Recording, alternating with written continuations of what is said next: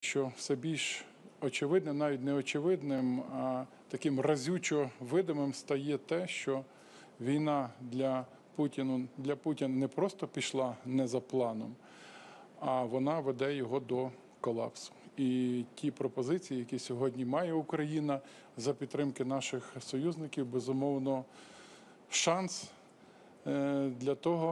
для Путіна, аби закінчити цю війну і фактично уникнути колапсу. Тому важливі спілкування, важливі події ще вже відбулися і перед нами, а окремо хочу виділити зустріч з президентом Південної Кореї.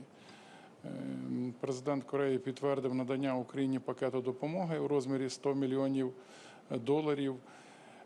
Ну і теж відбувся обмін думками стосовно того, що наша безпека і безпека Індотихоокеанського регіону Південної Кореї пов'язані з нашою безпекою, передусім через фактор чи факт залучення російською стороною військових підрозділів Північної Кореї у війні, у агресії проти України. Мабуть, це коротко з мого боку.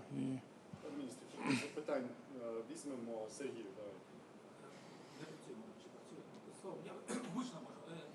Дякую за пояснення. Просив вас уточнити. В той момент, перше, ви згадали про зустрічі з матіром, який має... Це не зустріч, це було коротке спілкування. Може отримати продовження. Матір вже зробив заяву про те, що це буде зустріч спочатку в столиці, а потім разом їдуть у Берегово. Якщо можна, щоб це не тільки від нього виходило, чи ми підтверджуємо, що є, і столиця Київ чи ні. І по антибалістиці, можливо, можете назвати країни або формати, із яких ми плануємо отримати антибалістичні спроби. Дякую. Звичайно, що дата, місце зустрічі лідерів завжди визначається і обговорюється на двосторонній основі дипломатичними каналами. Сьогодні, як продовження спілкування президента Зеленського з прем'єром Мадяром, у мене буде зустріч з міністеркою закордонних справ Анітою Орбан, і ми з нею проговоримо формат, місце і час. В цій зустрічі зацікавлені обидві сторони. Неодноразово звучало про нашу налаштованість у вибудові добросусідського діалогу. Ми потребуємо один одного і ми відкриті до такого діалогу. А якщо говорити про антибалістичні спроможності, це теж звучало і в моєму виступі під час РУН, є чіткі пріоритети, як цього досягати. Ці пріоритети були озвучені президентом Зеленським і його виступі перед лідерами, і під час виступу на форумі оборонних індустрій. Є низка держав, в тому числі в Європі, які мають в наявності на своїх складах антибалістичні ракети. Ми з кожною з цих столиць працюємо різними каналами, за різними модальностями. Ми також розуміємо географію за межами Європи, з якими столицями необхідно активізувати діалог саме для отримання цих рішень. Теж, це правда, у нас є країни-лобісти, фактично, які допомагають нам працювати в третіх країнах, аби це відбулося, і ми за це вдячні. Тобто, фактично мова йде про вже такі групи підтримки, групи адвокатування, досягнення конкретних результатів щодо посилення антибалістичних спроможностей з боку наших найближчих союзників. І я переконаний, що ці рішення будуть. Ну і ще один трек – це нарощування наших українських спроможностей у виробленні, виготовленні наших антибалістичних спроможностей. Є розуміння, як просуватись на цьому треку.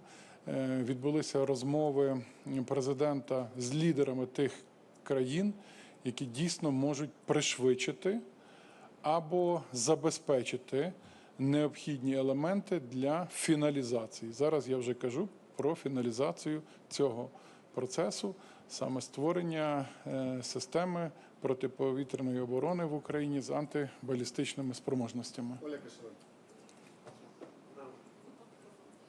Пане міністре, у мене є одне уточнення, одне запитання. Уточнення, ви згадали про коротку розмову президента з Навроцьким, і він сьогодні на Дустепі сказав, що конфлікт залишається, але нібито є простір для дипломатії, для діалогу. Чи відчуваєте, що є якась позитивна тенденція у стосунках що яка є позиція офіційної країни зараз у цій ситуації? І запитання про українських далекобійних ударах по російській нафтопереробці та військових заводах.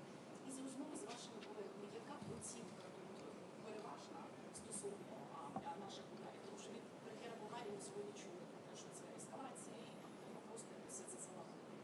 Чи підтримують такі українські дії, я вважаю? Ну, по-перше, почну з останнього. Це визнання наших спроможностей. І визнання наших далекобійних спроможностей лунало практично в кожному виступі. Ну, треба теж робити різницю, що лунає публічно, а що за закритими дверима.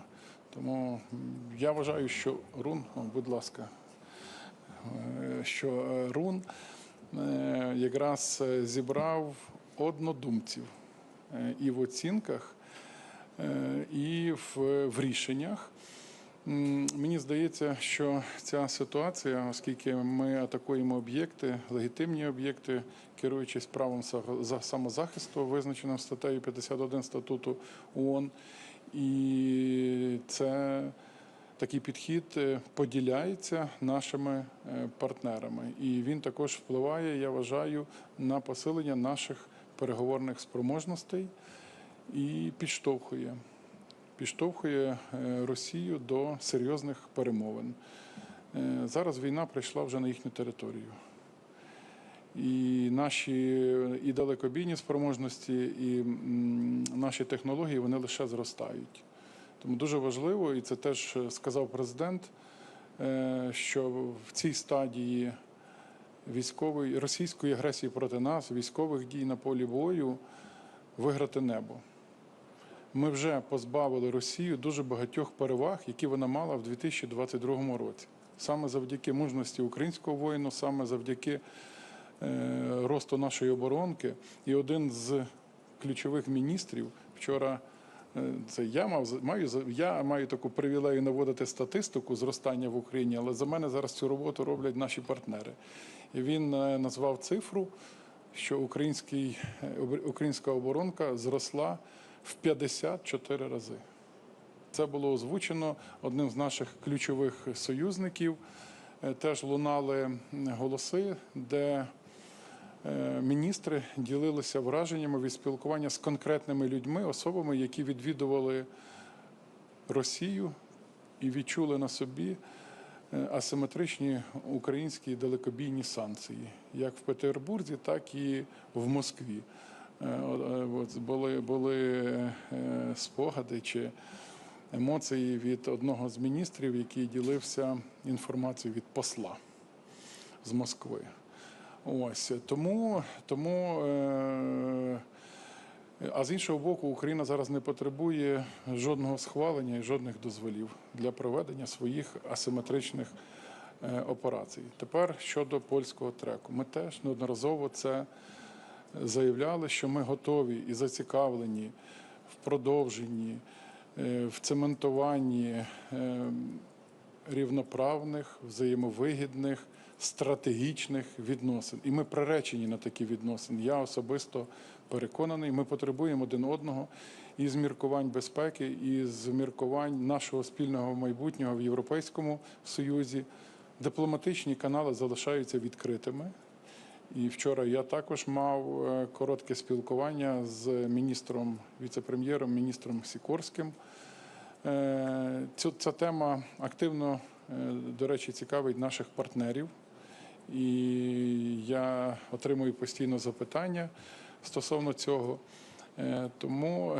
Тому я вважаю, що ми повинні подалі задіяти